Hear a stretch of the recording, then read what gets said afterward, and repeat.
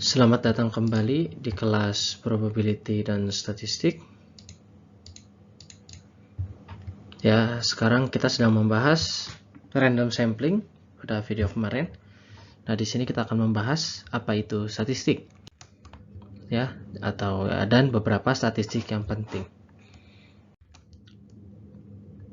Jadi, statistik yang disebut di sini itu adalah fungsi random variable yang mengandung sampel random. Jadi, dari sampel random, apabila kita mengambil sesuatu dari sampel random, menghitung sesuatu dari sampel random tersebut yang sudah kita ambil, random sampling, maka kita akan mendapatkan sesuatu yang disebut sebagai statistik. Contohnya, misalkan kita dari sampel random, dari sampel yang kita ambil, kita hitung rata-ratanya. Nah, rata-rata dari sampel yang kita ambil itu disebut sebagai statistik X bar atau statistik X garis atas ya. Nah, kalau kita udah ngambil sampelnya, terus kita hitung ada nilainya, nah itu adalah X bar kecil. Ya. Jadi sebenarnya itu dari suatu sampling, misalkan nyambung yang kemarin ya, 80 juta pelanggan, kita ambil 90, nah 90 pelanggan, lalu kita rata-ratakan, ini akan mempunyai X bar. Ya, kita rata-ratakan dari 90 pelanggan itu kita rata-ratakan kecepatan akses video streamingnya, kita dapatkan X bar besar. Nah, kalau pada kenyataannya nanti kita bisa dapat X kecil dengan probabilitas sekian, X kecil dengan probabilitas sekian gitu ya. Jadi ada bermacam-macam.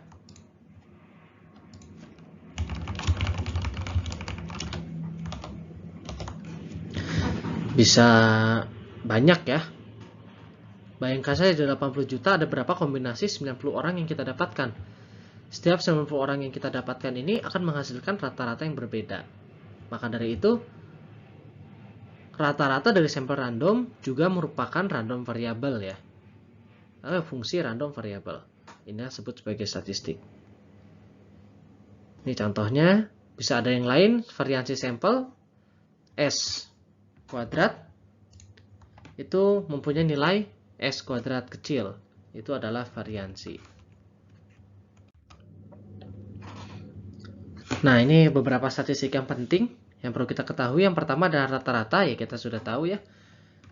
Rata-rata itu adalah ya berapa sampel yang kita ambil, kita jumlahkan semua dibagi jumlah sampel ya. Ya misalkan dari pengukuran kita, kecepatan akses video streaming ada yang 0,4 megabyte per second, nanti ada lagi 0,8 megabyte per second dan seterusnya.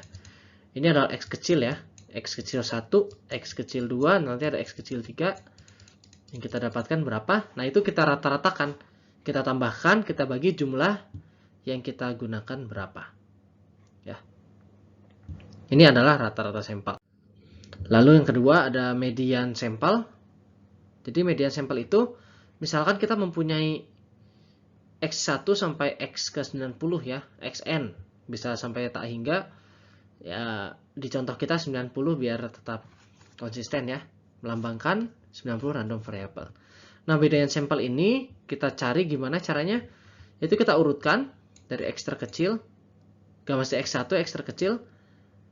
Misalkan yang paling kecil nilainya 0,01 megabyte per second. Lalu ada di atasnya 0,015 pengukurannya itu megabyte per second.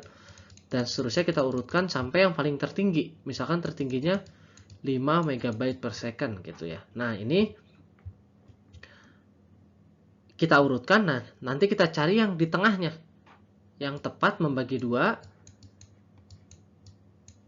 Jumlahnya di kiri dan di kanannya itu sama.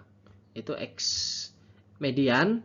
X median itu sama dengan XN plus 1 per 2 kalau ganjil. Atau kalau genap, kita ambil di tengah-tengahnya. Setengah X N per 2 tambah X N per 2 plus 1. Ya.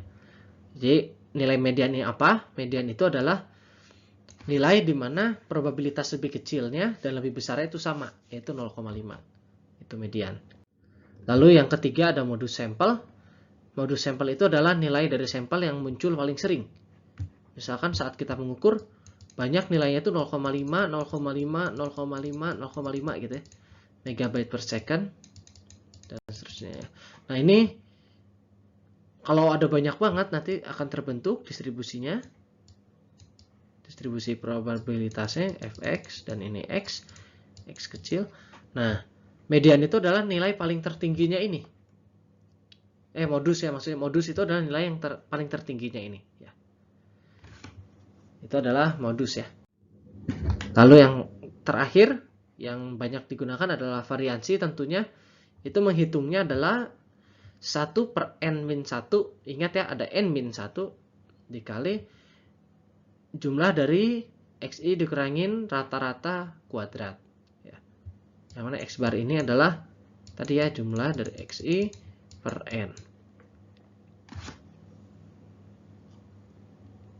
Nah, seperti itu ya. Itu yang paling sering digunakan. Ini setara dengan standar deviasi ya. Setara dengan variansi populasi. Nanti akan dijelaskan hubungan-hubungannya. Nah, ini cara menghitungnya. Kalau tadi itu mungkin sulit, nah ini mungkin lebih mudah di komputer ya. Itu sudah menggunakan rumus ini, xi kuadrat, n dikali xi kuadrat, dikurangin jumlah dari xi, baru dikuadratkan. Ya bisa dibaca ya rumusnya ini, dan buktinya penurunan simpel dari matematika.